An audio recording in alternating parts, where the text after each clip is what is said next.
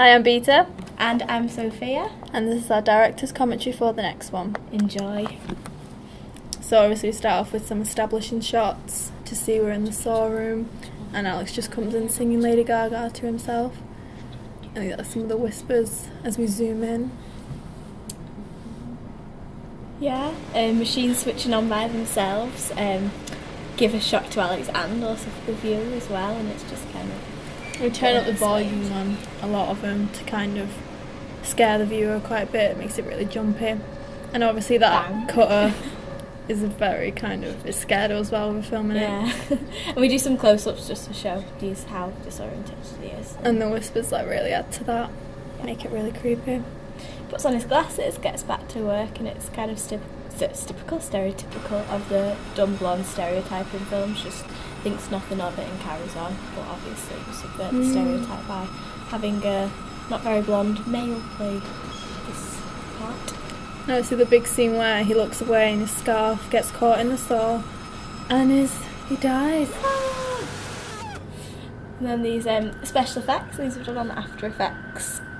As we've done I'm really them, pleased with them, yeah, I'm very pleased with them as well. The title comes up, boom. And we have like a little second and then we go into Steadicam for the rest of the film opening. And I think it's important, I think it's quite...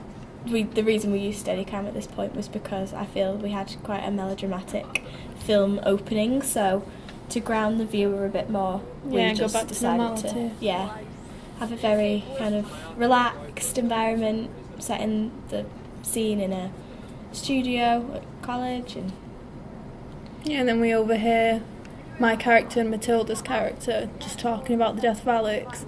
And that's where Sophia kind of goes in and mentions the note, which is really key because that is what leads us to the next scene.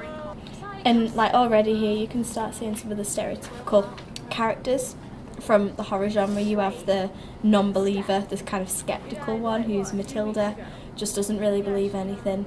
Beta's kind of neutral, and myself, Sophia, I don't know why I had to say my name there, is kind of the like really solid believer, like, oh yeah, we have to do this, we have to do that and stuff. Matilda's like really challenging Sophia here and kind of trying to be reasonable about it, and Sophia's really like creeped out about this note, and this is like why we went kind of more closer to her face to kind of make it more dramatic.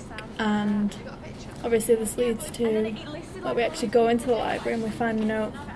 Yeah. And she took a picture of it on her phone, which is what we're going to in a minute, and we see kind of blurred version of the note to kind of keep the audience unaware of what it says because we don't really want to ruin it, so we made sure that it wasn't really in focus when we looked at the phone.